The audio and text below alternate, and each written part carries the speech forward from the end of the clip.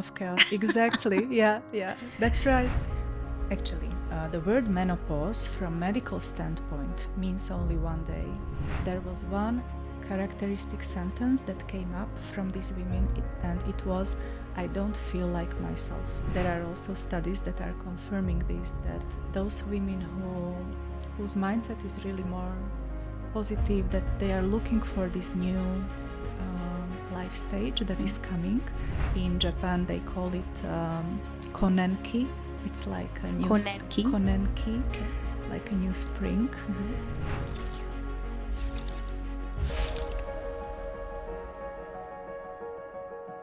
I feel like menopause is one of those things that we've all heard about, but we really don't understand. I mean, we know the word, but what really happens? What are the different stages? How do women navigate through this?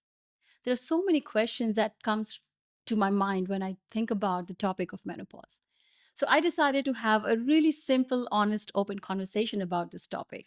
And I'm really glad that I have with me today Dr. Leila Zajac, who is a healthcare professional for over 20 years. And now her mission is to educate the women on this topic of menopause and how to navigate this journey holistically. Welcome, Lila. I'm so glad to have you with me today at Talks with Divya. Before we go ahead, would you like to share a bit about yourself to our audience? Thank you, Divya. Thank you for the very nice introduction. And a couple of words about myself. I'm a pharmacist, Mhm. and I've been working in this pharmaceutical field for 20. over 20 years now. And in the past couple of years, Mhm. I'm really more focused on women's health, concretely on the topic of perimenopause, menopause, and what we can do about it. So I'm doing individual consultations and a lot of different activities connected to Mhm. bring some more awareness on menopause. Here in And Slovakia. yes, here in Slovakia, yes. Okay. So let's start from really, really basic. And I'm going to start with a funny incident I'll share with you as we were talking before the shoot. I have almost a 13-year-old daughter now. And you know how it is. You have a teenager Yeah. daughter. And we often go through these conflicts. And one of the, like last week, she said, you know, Mom, I know why we always fight because I'm going through puberty and you are going through menopause. And it struck to me that at this age, she's 12 and a half, my age, myself at that age, you're at that, were we even aware of menopause? And I felt like asking her, what do you know about menopause? And so, yeah, explain to me menopause as if you were explaining to a 12-year-old Yeah, yeah. I mean, kid. it's great that your daughter, said this, and she is right actually that, these hormonal shifts that are happening in Yeah, puberty and in perimenopause, they are very similar. yeah, So some people also say that this perimenopause is like puberty in reverse, because during puberty the ovaries are starting to function, mhm, and the hormones are starting to yeah, produce more and more. And during perimenopause, it's the other way around. yeah, Also, the hormones are starting to yeah. fluctuate, but yeah, it's true that they fluctuate during perimenopause, but slowly, approaching to menopause, they are starting to decline. So So basically, puberty hormones are accelerating, yes, exactly, but still fluctuating. So fluctuating. so these Yeah, fluctuations, it's common, common. and that's why there are so many common signs between Yeah. perimenopause and puberty. I call it the zone of chaos. The zone of chaos, exactly. Yeah, yeah, that's right.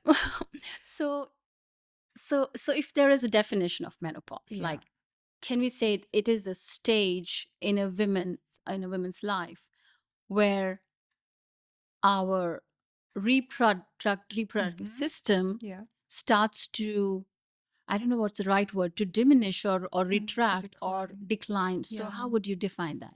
Yeah. So it's the word menopause from medical standpoint means only one day. we call this whole period menopause, but actually, if you look in medical literature, it's the last day of your menstruation, which we can see only 1 year after this last day of Interesting. menstruation. So you can say that you are in menopause only if you do not have a period for 12 consecutive months. So then you can say that you are in menopause and actually postmenopause, according to this definition. So this whole transitional period that we usually call menopause, it's better to call perimenopause. Peri means like around menopause, and it is this chaotic period when really our ovaries are not functioning properly anymore. Sometimes they work more, sometimes less. It's very unpredictable, Right. and that is this chaos that we are feeling The zone many of chaos. times. Yes. So let's go back a little bit, because you brought you brought us to the topic that I wanted to touch upon, the stages of menopause. Because I wasn't aware until recently that there are so many, not so many, but I think 3 stages. And if you could just break it down again, I know you mentioned those stages.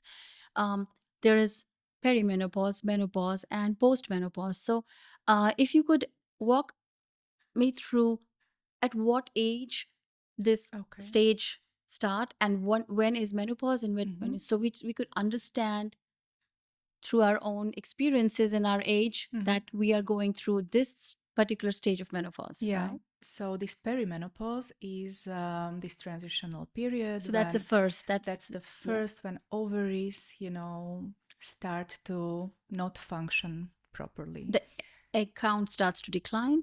Yes, exactly. The egg count starts to decline. It's also The periods are irregular. periods. Yeah, exactly. Periods are becoming more irregular because this connection between our pituitary, the structure in our brain that is like the main regulator, starts to send some chaotic signals to the ovaries. And it means that this brain ovary connection is not functioning properly. And that's why we can have like not regular periods, and we can experience many different signs and symptoms that maybe firstly we do not understand what's happening with us. And this is because the receptors for our ovarian hormones we have all over our bodies. And hormones, those are chemical signals that are working through binding to these receptors. And that's What are why, those hormones, if you would like to yes, just explain? these ovarian hormones are the main are estrogen and progesterone. And these are the main hormones that our ovaries produce. And that's why menopause is not only about the ovaries, it's about the whole body as a system. So when I started to study more deeply this topic of menopause and perimenopause, I really understood that this is like this holistic approach to health.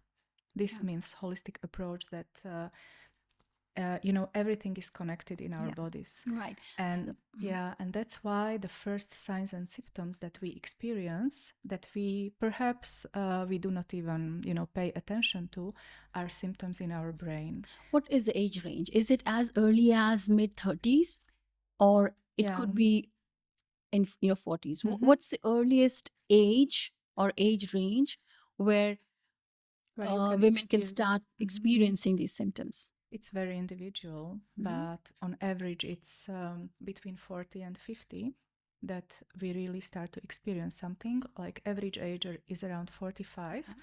But it's interesting that it also relates to race and culture.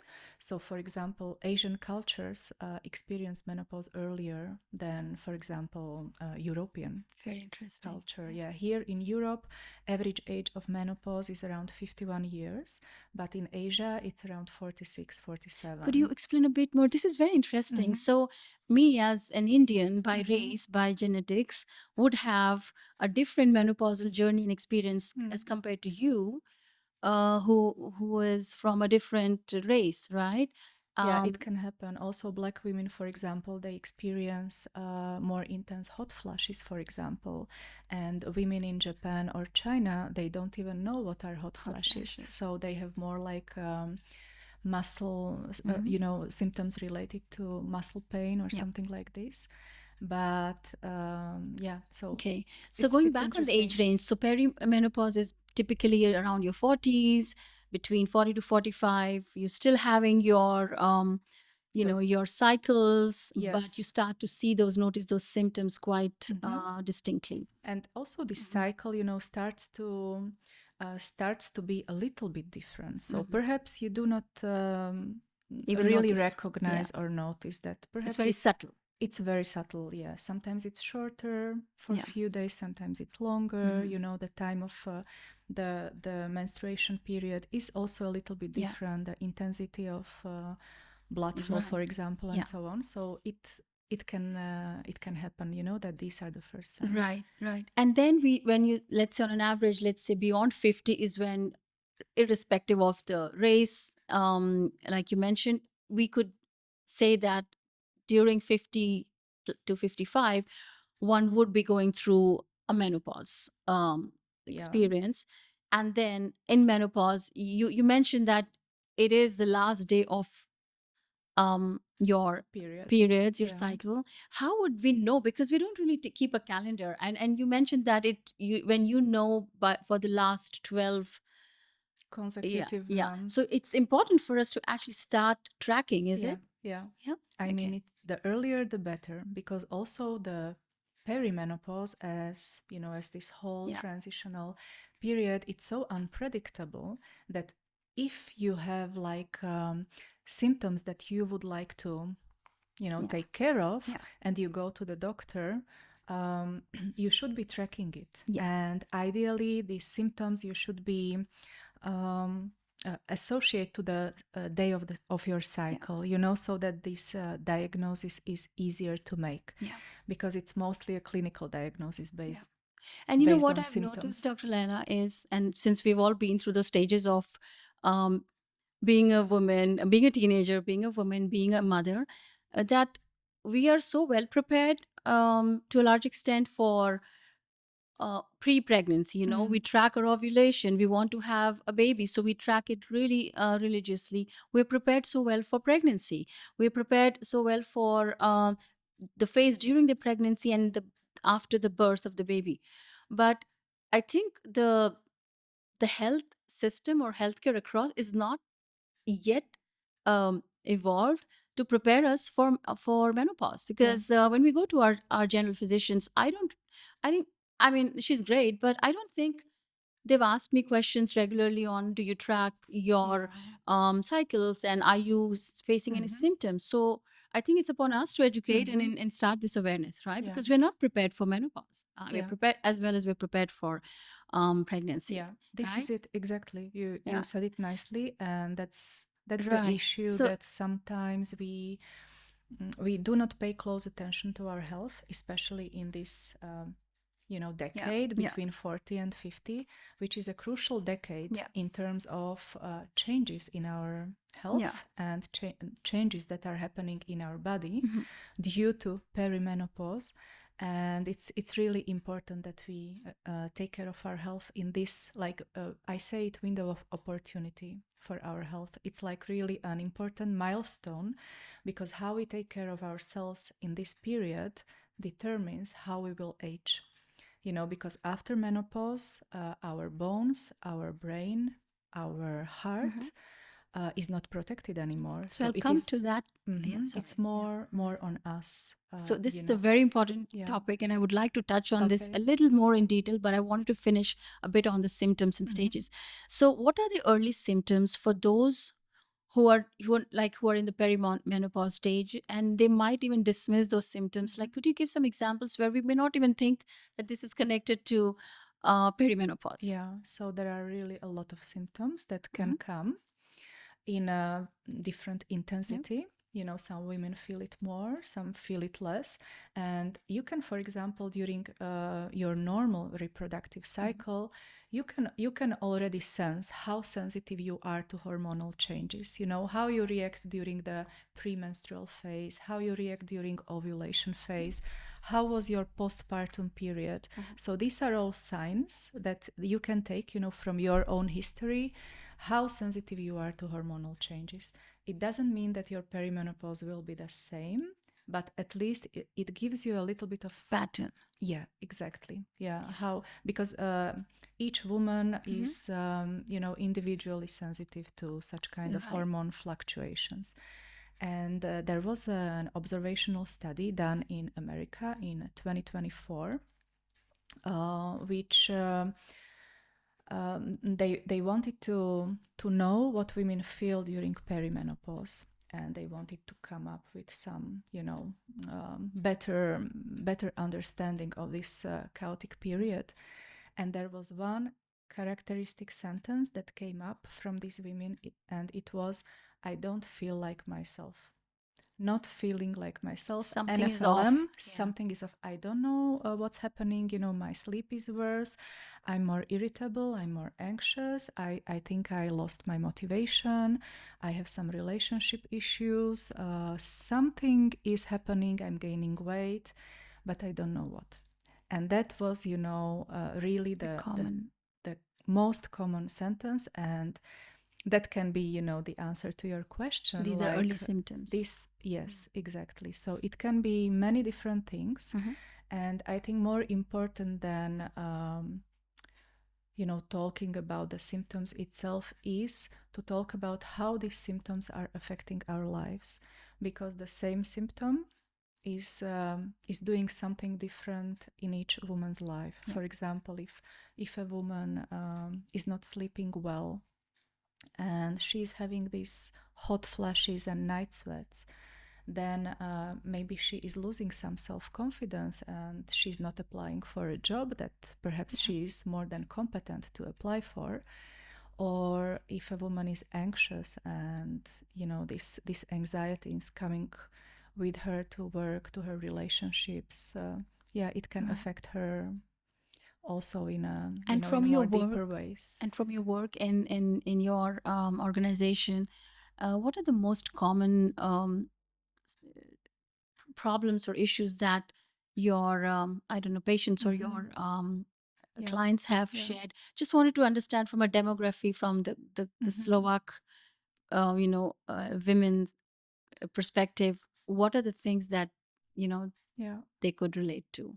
The most common symptoms are all symptoms that are coming from the brain. Okay. So the brain fog, it's like a syndrome of different symptoms, like that you cannot really focus on your work or on anything. You are forgetting stuff. You feel that everything, what is happening is suddenly so overwhelming and you cannot cope with your life. So this one, then irritability, this emotional center may be affected in one or other way. So you are either more emotional, or you are completely like you have this apathy that nothing really interests you. Borderline depression, probably. Exactly. Yeah. This so it feels confusing, right? The reason it feels confusing is because we can't put a finger to it, and everyone is experiencing it differently. And some of these symptoms are very vague, so it can be many different things. So it's also good to say that perimenopause is not happening in a vacuum. And we always need to investigate if there is perhaps something else going on. Many times women after 40 also have issues with their thyroid. And symptoms of low functioning thyroid are very similar to perimenopause, for example. Also some nutritional deficiencies like iron and iron stores. If we have really little iron stores, also it can come up as low energy, low mood, that you are not sleeping well, and these things. So it's not just hot flashes, which is like a common symptom, and it's probably a myth that we all would go through that. I have also heard of and experienced sometimes about these symptoms, like you have these um, vertigo kind of Yeah, symptom, or your exactly. ears starts Mhm. to make these funny Noises. noises. Yeah. I know there's a word for it. I'm forgetting. It's Tinnitus. tinnitus. Mhm. Are they related also? I mean, they could be They related could to be. their symptoms for other Mhm. things, but it could happen also Yeah. in men. But if it's happening during this age for a woman during the perimenopause and menopause, Mhm. could we note it as a possible symptom of Yes, menopause? yes, they are less common, but they can happen. Yes, Right. and they relate to the fluctuations of estrogen, Yeah. actually. Okay. So you mentioned, now I'll come back to the window of opportunity, right? When does this window start? Because as a mother of a teenage daughter who already knows the word menopause, should it be as early as teaching to my 13-year-old how to note your your how your body reacts to different Yeah. stages during your puberty, and when they're going through Mm-hmm. their own Yeah. cycles throughout her, like you mentioned, pregnancy and postpartum? It might help. I know it's not possible to maintain a journal, but it might help to start so early. But let's say even for women who are just entering, like me, on not the good side of 40s, have I lost that window? Like, when is a good time to Mm. start taking serious care of it, so that we do not Mm. end up with the drawbacks of what happens after Yeah. menopause? The good start is always now. So, it doesn't make sense to now ruminate about, Mhm. yeah, I could have done it earlier. I mean, the earlier the better, Mhm. so that we know our bodies, we know how do we react. Actually, during your normal reproductive Yeah. cycle, Mhm. you can already start to sense, how you feel, because within this 1 month cycle, Mhm. every week we feel a little bit different. So Mhm. if we start to, more communicate with our bodies, we notice it, that there are weeks when we have more energy, there are weeks that we have low energy, that we do not want to do anything, that perhaps we have more appetite, we have more energy, we have weeks when our sleep is perhaps not so good. So in this like normal reproductive years, we can a little bit know ourselves from this aspect, how we react And to different hormonal and states. let's say someone who is in late 30s, Hmm. Laila, late 30s, not even approached 40s, what can they do to um, as they said now? So let's say I'm a 30-year-old, 32, 30 Hmm. plus. What can I do now, knowing that maybe I have not even entered, I'm totally in my peak Yeah. reproductive cycle, everything is healthy? Hmm. Can I still be aware and do something? Of What's your advice? course, of course. Yeah, we can, as I said, we Yeah, can, start to do yeah, in any state we are, even in our 60s, we can do something with our, let's say, bones. If we didn't take care of yeah. them earlier, we still can. There are studies that show that also women who already have osteoporosis and they went into this weight training plan In 3 times 60s? a week in their Okay. 60s with osteoporosis, after 6 months there was an improvement in their bone density. Yeah, So it's never too late, but the earlier we the start, better. the better, because our hormones, they react to how we live. Right. So if your question is what can we do in our 30s, that's the ideal time for us to start looking into, for example, how to take care of our muscles and bones, because we start to lose muscle as of 30. It's independent of hormonal changes. It's like a normal physiology. So do we also lose testosterone? Like, I mean, is that right? Testosterone, yes. Because if yeah, Actually, we start to lose testosterone as well throughout, the yeah, years. And testosterone should be also in the picture, also in perimenopause, but we are losing it independent of the okay. ovarian Hmm. function. Yeah, so estrogen is the main, I mean, let's say, yeah, hormone for us, that is important for almost every yeah. cell and every tissue. And yeah, So focusing on the progesterone as well. muscles through diet, through exercise, already Exactly. at the beginning, at during the 30s is an important Yeah, step. so this, these are the pillars of health, like Mhm. exercise, how we eat, Yeah. what we eat, the quality of food, how are our relationships, how we Yeah. manage stress, how do we sleep. It's all important, and especially because of this life stage when these hormonal changes they are kind of a stress to our body, so our body is less resilient.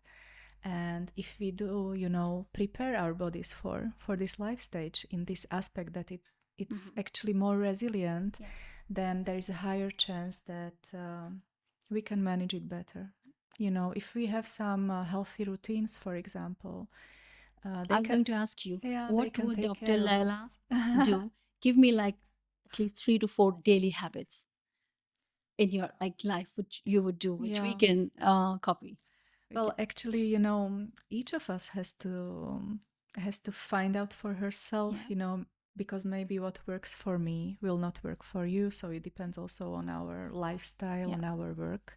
But the most important thing is, to really take care that we have a good and nutritious food all over, throughout the day, that we have enough proteins and fiber in our food that can keep our satiety, and to have enough fresh air, that we have some walks outside and we have some movement, especially for those of us who are working all day, in front of the computer. So it's very important that we keep at least a little bit of mindfulness time at Meditation. yeah, it doesn't need to be meditation, but anything that brings our nervous system, back to peace, and so that it's not activated all the time, because that's, I think, one of the biggest issues, especially for us women, that Working women with children. Yeah. exactly, that it's never ending. Yeah, we're to-do always list. overstimulated, overactive,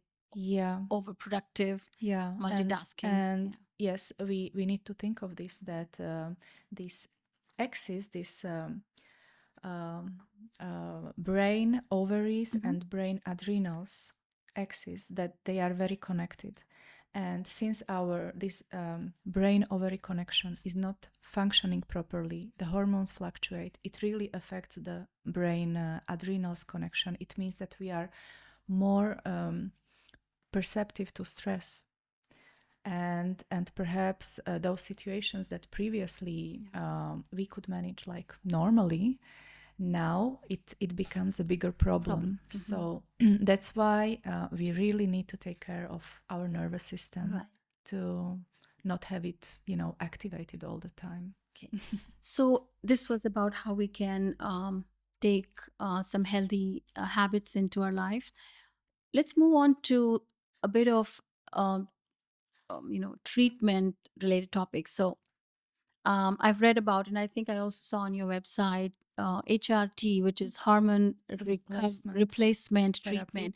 Now, it's a bit intimidating to hear this word, hormone replacement treatment, because on one hand, we say menopause is not a disease; it's just a phase of your life, and we could navigate through healthy habits, exercise, etc. Then why do we need a proper medicinal treatment? So could you explain, A, what is HRT, and B, why it should not be such a scary topic, and it's normal? Yeah, so we are not treating menopause. It's important to distinguish, but we are treating these symptoms that are diminishing our quality of life. So I think it's really a big privilege that we have, this all these new medical interventions that are coming with this modern science. And yes, many women are not utilizing it, because actually they think of it this way, that there was always menopause and women went through it, and it's like a part of life, and why should we use some chemicals and so on. But yeah, the history is quite more difficult. And I think that's also the reason why many women are still considering this stage of life to be a taboo, and they don't want to talk about it, because throughout history, there were many myths and perceptions of end of menstruation which were never positive. So it was always like it's like almost end of life. It's coming with Your value has diminished your because the value of a You woman was on its exactly. reproductive capabilities. So now you're not Exactly. reproducible. So Exactly. Yeah. So you uterus yeah. was, or womb was something that is only ready for pregnancy, Yeah. and it is healthy when it's pregnant. When it's working. Yeah. So yeah, throughout history, there were very bad myths coming with all of these, and end of menstruation was at least also in even in 19th century, it was connected to insanity. There was an official diagnosis that was called climacteric insanity, and it included all these symptoms that women experience from emotional side, depression, and it still, is somehow encoded within us that it relates to something bad, and that only illnesses will come afterwards. And yes, we do not feel like a woman anymore. So I think that's why still this also treatment of menopausal symptoms is taken like a taboo or topic, why, or with question to do marks. it, a lot of question marks, actually. Yes. Is it very prevalent here in Europe or in Slovakia? And are we seeing a lot of women going through menopause opting for HRT? Not actually, not many women. It's very few, even less than 5%. Do you recommend for the health benefits post menopause, so we could enjoy a healthy life and the management should be very individualized, because there are many factors that come into play. There is your own medical history, your health status, if you have some other but what really happens? What is it done? Like, let's say we have perfect clean medical record and we get a clean chit from our doctors. What is going to happen? Are you going, is it injecting you with the hormones that are diminishing, or balancing it with what's what should be stored for the next few years? What is so the management is different in perimenopause and postmenopause. Oh, you can have it also in perimenopause age, a different HRT. You can have it, exactly. And this is not a standard practice yet here in Slovakia, but all these, guidelines coming from international menopause societies, they already validate that you can use HRT, or now it's called menopausal hormone therapy. It's like a new naming. You can use it also during perimenopause. The management is really very individual. There are different various medications. Is it approved here in Slovakia? Yes, it's approved by the health board? It's approved. Yeah, we do not have as many options as, for example, our neighbor countries like Czech Republic, Austria, or Hungary. They have many more options, but it doesn't mean that we do not have any. So we have some. And are there any side effects that you could see that one should expect? The side effects are also various, as with any medication, and it also depends on how sensitive you are also to hormones. So you cannot say in advance how you will react. Right. But there are also kind of bioidentical hormones, which means that structurally they are the same as our own hormones, and they have a really better risk profile. So if you are a healthy woman in the age around menopause, because there is also this optimal therapeutic window when you can start a hormone therapy, and it is around menopause, ideally within 10 years of menopause, or until you are 60 years old. It doesn't mean that you cannot start to use it after 60, But then this benefit risk evaluation is a little bit different, because Right. as we age, the risks of Yeah. certain diseases are also higher. Yeah. So I think some of the myths are broken, like menopause equals lack of energy. It's not that. Menopause means you're just aging, ignoring that, or menopause is not a topic that we should Mm. talk about openly. I think we should all make sure that we are bringing that awareness.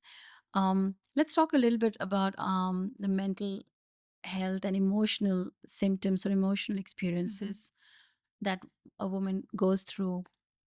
You mentioned that there is anxiety or heightened um, sense of apathy or Yeah, yeah. indifference or depression. Do you see any other symptom or emotion, like are there really some serious mental health concerns that's directly related to menopause? Mm-hmm. Yeah, there could be also like clinical depression coming up, and more vulnerable are women who have really intense hot Mhm. flushes, and they are not sleeping well, or who had postpartum depression.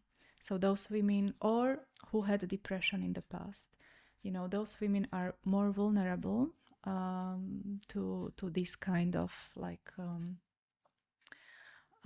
mental Health illnesses conditions, coming, yeah, yeah, mental conditions coming during yeah. perimenopause. So now let's deviate a little bit from women to men, our male colleagues, relatives, spouse, brothers, all the male members in our life. How can they help? Because I think now we're seeing a generation of men who are also wanting to be more aware, wanting to be more supportive Mm-hmm. um, to the women in their Yeah, lives. What are some advices that you could give yeah. to men? I think they should study a little bit more about this So life all the men in stage. my podcast followers, they should watch this. Yeah, definitely, Yeah. because it's not only a private issue, it's not only a women issue, but it's also a workplace issue. Yeah, we are, they are colleagues, they are managers Mhm. to these women, and they should know what's happening. They should know that it should come with certain, Yeah. diminishing quality of Yeah. life. And I think first step should come from us, that we should be able to communicate what's And happening, express. Yeah. express what's happening with us and what do we need. Because maybe also our needs are different now than Yeah. they used to be. And what could help us? It's different for each woman. Right. Sometimes a hug is enough, sometimes a conversation, sometimes having more space for ourselves. Mhm. This is also what many women do not have.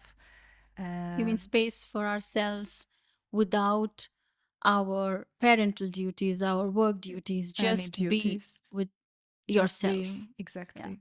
Yeah, And men should support that and be aware of that, how important it is to recharge. definitely. Okay. Yeah. And also there are many issues in intimate sphere, because it can also happen that in this urogenital Hmm. area there will come um, like the tissue is changing, there can come libido changes, that So you're they can talking about come. here the women's libido, or you Yes. uh, okay, so that's related to the menopause stage. Yeah. Not that the partner starts to react emotionally because we are no longer Well, receptive to. libido is multifactorial, Yeah. so it can have various Okay. layers, but one of the layer can be also hormonal, Yeah. and it can also relate to many changes that are happening in this urogenital Hmm. area. The sex can become more painful.